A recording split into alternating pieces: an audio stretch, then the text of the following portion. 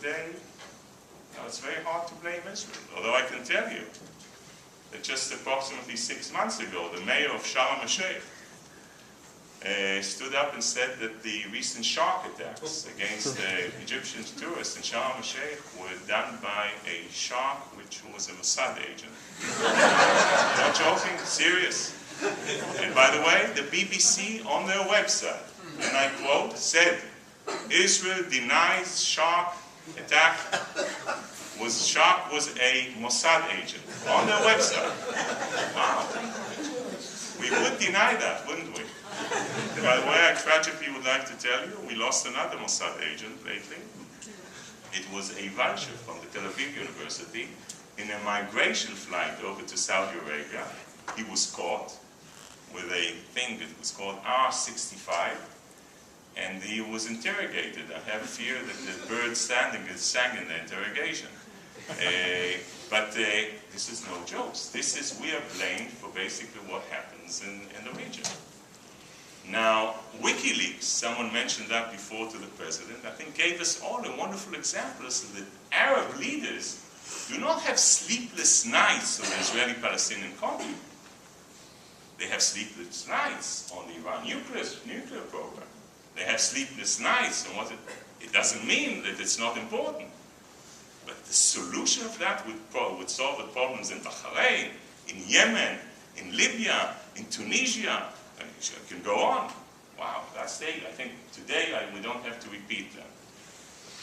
And last but not least, and I can't resist that, the issue of money or funds.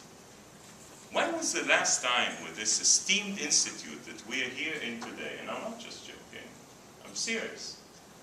When was there a seminar that took place on how can, for example, some Arab countries that are saturated with petrodollars, how can they contribute to peace or economic development in the region?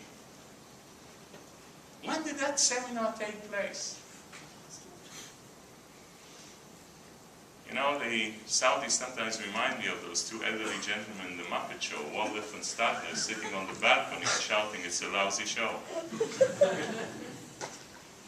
Most of the funding that goes out from the European Union to the Palestinians, from Israel, in London, in Berlin, in Paris, in Oslo, millions of dollars go over to the Palestinian Authority.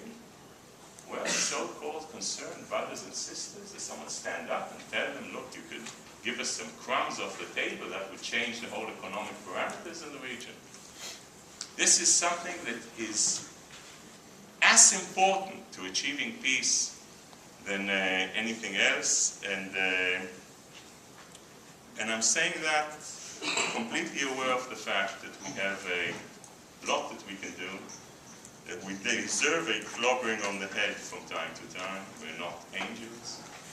But by God, we're doing everything that we can in this volatile region to achieve peace, which is something that for any Israeli is something that is obvious. And I'd like to end with having the President here speak at Chatham House today. As the head of state of the State of Israel, I personally would relish the opportunity to return that compliment and host Her Majesty the Queen in Jerusalem. We Israelis are not always famed for our patience, but the Jewish people are very patient.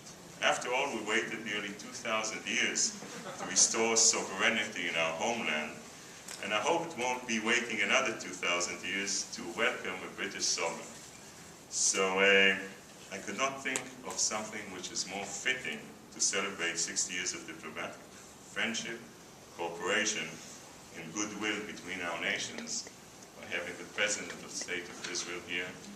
And I hope this discussion now would be of the next enhancing of this relationship. And before, I think it's going to be one of my last appearances publicly, I'd like to tell you that I admire this country and what it stands for. And with everything that I said, I think that I represent a lot of the way Israelis see the United Kingdom, see Great Britain. And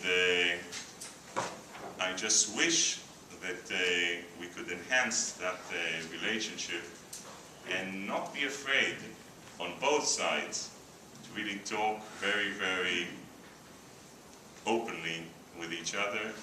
Thank you very, very much.